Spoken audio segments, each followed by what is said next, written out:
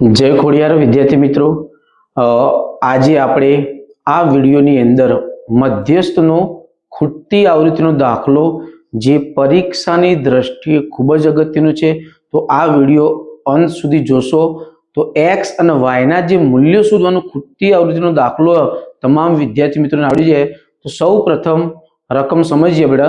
तो जो माहिती आपी है, जो नीचे आपेल आवृत्ति वितरणनो मध्यस्थ 28.5 એટલે મધ્યસ્થ આપણને એમ બેટા આપેલો એમ બરાબર 28.5 અહીં તમને એમ આપેલો આપણે ઉપરના જેટલા પણ દાખલા ગણ્યા બેટા મધ્યસ્થના આગળની પણ વિડીયો બનાવી એ તમામ દાખલાની અંદર એમ આપણે શોધવાનો તો આ દાખલાની અંદર એમ આપણને આપેલો અને શોધવાનું શું કીધું તો x અને y એટલે કે બેટા આ x એક પહેલો x અને બીજો y x અને y ના મૂલ્ય અથવા તો કિંમત શોધવાની।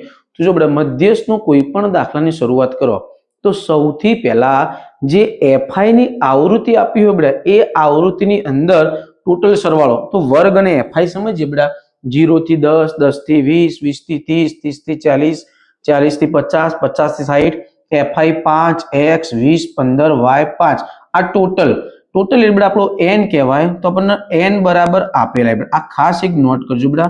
તો જે દાખલાની અંદર मध्यस्थनी अंदर खूटती आवृत्तिनो दाखलो होय बेटा खूटती आवृत्तिनी अंदर सौ प्रथम बेटा तमारा एक्स ने वाय शोधवाना होय। तो एक्स ने वाय शोधवाना होय एना अंदर तमारा एन એટલે કે ટોટલ સરવાળો આપ્યો જ હોય એન ન આપો તો આપણે x અને y નું મૂલ્ય શોધી શકાય નહીં। તો જો બેટા અહીં તમને n બરાબર આપેલા એ x ને y શોધવાનો। હવે જ્યારે આવૃત્તિનો સરવાળો કરીએ તો જ્યારે પણ x ને y આપ્યા હોય तो सरवाळानी अंदर एक एग्जाम्पल द्वारा समझिए बेटा।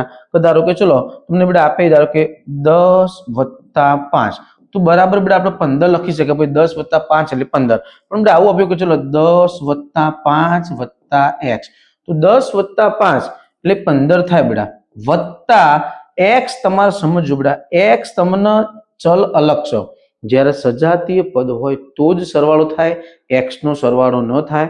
तो x ની અંદર બેટા એમને 15 + x तो बेटा सरवाळाની જે શરૂઆત કરીશું તો x અને y ના સરવાળામાં ના લેવાય ખાલી અંકોનો જ સરવાળો કરીશું બેટા આપણે। તો સૌથી પહેલા બેટા આપણે n બરાબર લખીએ તો n બરાબર ટોટલ સરવાળો કરીએ ચલો બેટા તો 5 + 20 એટલે 25 25 + 15 એટલે 40 અને 40 + 5 એટલે 45 તો લખશું બેટા આપણે 45 + x અને y। હવે જો બેટા સૌથી પહેલા આપણને n બેટા આપેલો તો લખીએ 60 બરાબર 45 + x y। અહીં બેટા x + y ના બરાબરની પેલી બાજુ રાખીએ 45 આપણે પ્લસ આપે બરાબરની આ બાજુ આવે તો માઈનસ તો 60 - 45 બરાબર x y। 60 માંથી 45 જાય એટલે વધશે બેટા 15 બરાબર x y। આ સમીકરણ બેટા યાદ રાખજો 15 બરાબર x y। જ્યારે પણ આપણને x અથવા તો y ની કિંમત મળશે તો એ કિંમત મૂકવાથી અંદરથી બેટા આપણે x ની કિંમત આપી હોય તો y મળશે અને y આપી હોય તો x। જો બેટા તમારું આ મળી ગયો CF શોધશું બેટા। CF કઈ રીતે શોધો બેટા તો CF એટલે તમારા જે તે વર્ગની આવૃત્તિનો પાછળનો વર્ગ હોય એની આવૃત્તિમાં પ્લસ પ્લસ કરતા જઈએ એટલે આપણને CF મળે છે બેટા। CF ની શરૂઆત કરીએ સૌથી પહેલા બેટા આપણે તો पहला बेटा 0 થી 10 ની અંદર લખશું બેટા આપણે 5 + x 5 અને x બેટા વિજાતીય પદ સરવાળો ન થાય એટલે એમ લખશું 5 + x 5 + 20 એટલે બેટા 20 ને 5 25 + x ફરી બેટા 25 + 15 એટલે 40 + x ફરી બેટા 40 + x ની અંદર y પ્લસ નહીં થાય એટલે લખશું આપણે 40 + x અને y। છેલ્લું બેટા પદ આવ્યું છે 40 + 5 એટલે 45 + x અને y। મેં પહેલા પણ કીધું હતું આગળના વિડીયો શીખી ગયા બેટા આ બંને તમે આ મૂલ્ય શોધો આ મૂલ્ય આ બંને સરખું થાય CF ની છેલ્લી સંખ્યા ને n આ બંનેનો સરવાળો સરખો થાય એટલે સમજવાનું કે આપણું CF નો કોલમ સાચું। હવે જો બેટા મધ્યસ્થનો સાદો દાખલો આવો તો દાખલાની શરૂઆત ક્યાંથી કરવી તો મધ્યસ્થનો સાદો દાખલો હોય તો આપણે શરૂઆત કરતા n/2 પણ જ્યારે ખૂટતી આવૃત્તિનો દાખલો હોય તો તમને જે તમારો એમ આપ્યો એ એમ તમારો 28.5 આપ્યો તો 28.5 ના સીધું બેટા વર્ગની અંદર જોવાનું એ પછી સમજ મેળવીએ. પહેલા સૂત્ર લખીએ બેટા આપણે. તો મધ્યસ્થ એમ નું સૂત્ર લખશું બેટા આપણે. ચલો, મધ્યસ્થ એમ બરાબર સૂત્ર મધ્યસ્થ એમ બરાબર આપણે સૂત્ર બેટા આગળના દાખલામાં શીખી ગયા. સૂત્ર બેટા કમ્પ્લીટલી આવડતું જોવું જોઈએ. સૂત્ર લખશું આપણે L plus n/2 minus CF ભાગાકારની અંદર F અને ગુણાકારની અંદર H. આટલાનું સાદરૂપ આલ્યા પછી બેટા અંદર પ્લસ માઇનસ થાય. હવે જો બેટા આ દાખલાની શરૂઆત કરવા માટે મધ્યસ્થનું ફરી સમજાવું બેટા.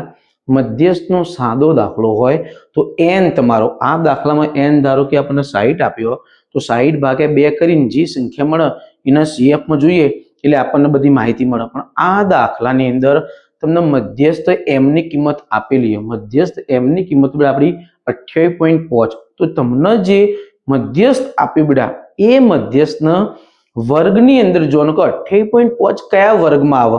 તો જો બેટા 28.5 જોઈએ તો 0 થી 10 માં ના આવે, 10 થી 20 માં ના, હા 20 થી 30, આ 20 થી 30 ના વર્ગમાં આવે બેટા. તો આ વર્ગના સામે એક્ઝેક્ટ જે આપણે CF માં જોયું બેટા અહીં ગોળ રાઉન્ડ કરવાનો, એનો કોઈ જગ્યાએ ઉપયોગ ન થાય. એના જે એક્ઝેક્ટ ઉપર હોય બેટા એ તમારો મળશે બેટા આપણને CF. આ ધ્યાન રાખજો. બાજુમાં જે આવશે બેટા એ આપણો F મળે. તમે જે પસંદ કરે બેટા એનો કોઈ જગ્યાએ ઉપયોગ નહીં થાય બેટા. એના જે એક્ઝેક્ટ ઉપર CF હોય તમારો CF મળશે, બાજુમાં F મળે. અને જો બેટા વર્ગ તમારો 20 થી 30 તો અધસીમા અને ઉધ્વસીમા આપેલું હોય તો આગળના વર્ગનું ઉધ્વસીમા આવ્યું અધસીમા, આ બેનો સરવાળો કરી અને ભાગ્યા 2 કરો એટલે કે 20 + 20 બરાબર. 20 + 20 ભાગ્યા 2 એટલે કે 40 ભાગ્યા 2 બરાબર 20. પણ આ બધી ગણતરી કોઈ કરવાની જરૂર નહીં. આ બંને સંખ્યા સરખી હોય તો હંમેશા માટે L તમારી પહેલી સંખ્યા જ બને તો L બરાબર 20.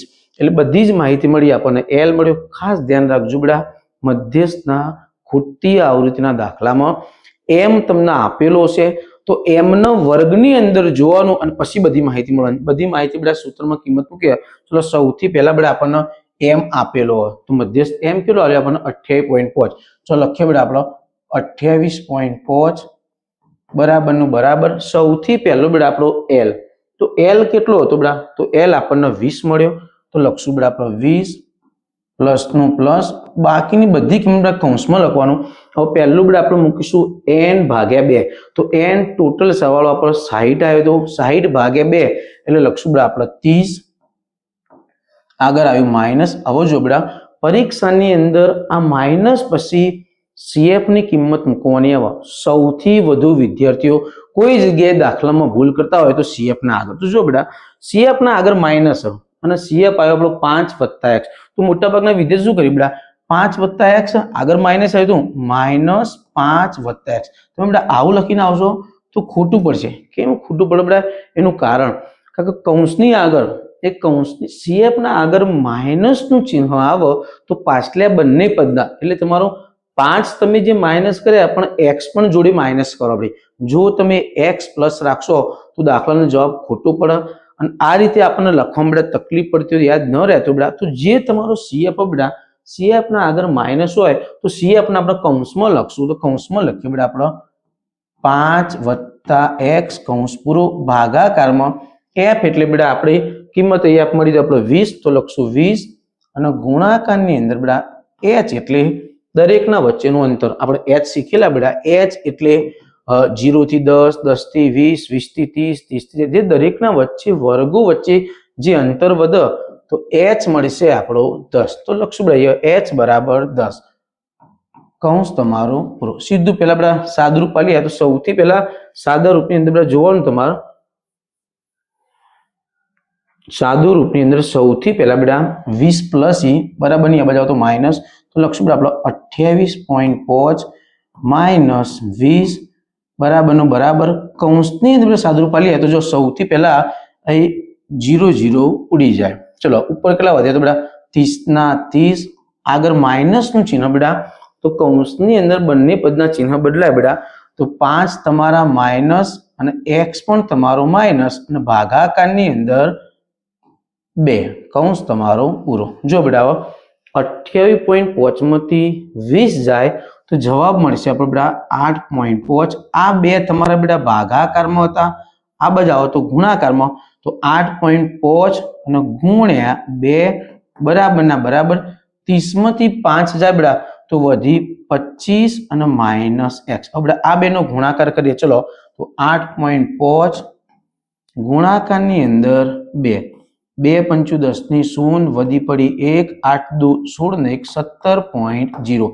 તમારો જવાબ મળ્યો બેટા 17.0. એટલે એકલા 17 લખો તો પણ ચાલે. લખશું આપણે 17 બરાબર 25 માઇનસ x.